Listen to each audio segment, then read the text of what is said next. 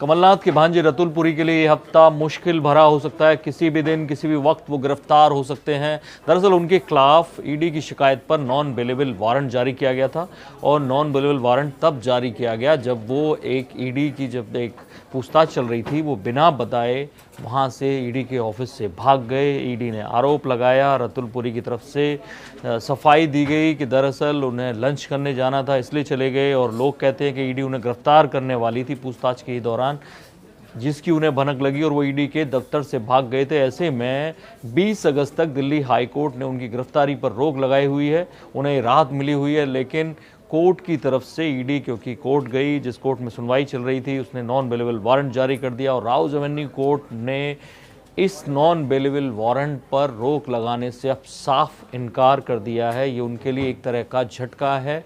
मैं आपको बता दूं कि दरअसल वीवीआईपी जो चॉपर स्कैम था, 3600 करोड़ की जो डील थी, उसमें कमीशन देने की बात सामने आई थी और उसमें नाम आया था कमलनाथ की जो बहनोई हैं दीपक पुरी, उनके बेटे रतुल पुरी का। हिंदुस्तान पावर्स बड़ी एनर्जी कंपनी चलाते हैं, तमाम सारे अवार्ड्स उन्हें मिले हुए हैं, अभी यंग हैं। ऐसे में पूरा बिजनेस एम्पायर संभाल रहे थे रतुल पुरी, दीपक पुरी का, और तब उनका नाम सामने आता है, तमाम सारे सबूत मिलते हैं। ऐसे में जो वकील, बड़े बड़े वकील अभिषेक मनु सिंघवी जैसे नियुक्त किए गए हैं रतुल पुरी की तरफ से, उन्होंने कोर्ट में कहा कि 25 बार पूछताछ हो चुकी है, 200 घंटे से ज़्यादा पूछताछ हो चुकी है, 107 पेज का वो स्टेटमेंट अपना लिख चुके हैं, ईडी को दे चुके हैं। उसके बावजूद ईडी क्यों गिरफ्तार करना चाहता है, जबकि ईडी की तरफ से कहा गया था कोर्ट में कि हर बार जब भी वो पूछताछ के लिए रतुल पुरी आता है, वो सहयोग नहीं करता। जिस तरह से उन्हें जब सूचनाएं चाहिए वो उनमें बहाने करता है, झूठ बोलता है।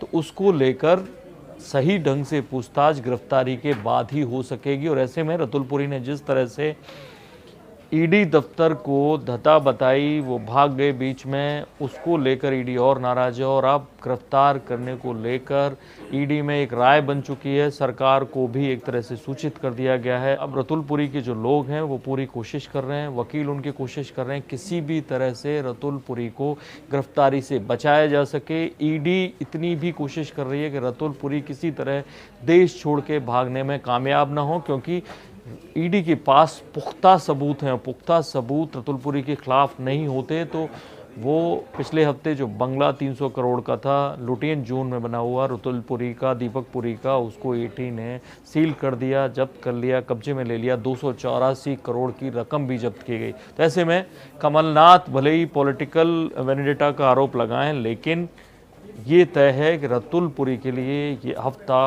वाकई में मुश्किल में गुजरने वाला है। बाकी बड़ी खबरों के लिए देखते रहिए इंडिया न्यूज़। सब्सक्राइब करें इन खबर। थैंक यू, नमस्कार। इन खबर चैनल को सब्सक्राइब करें और बेल आइकन दबाना ना भूलें।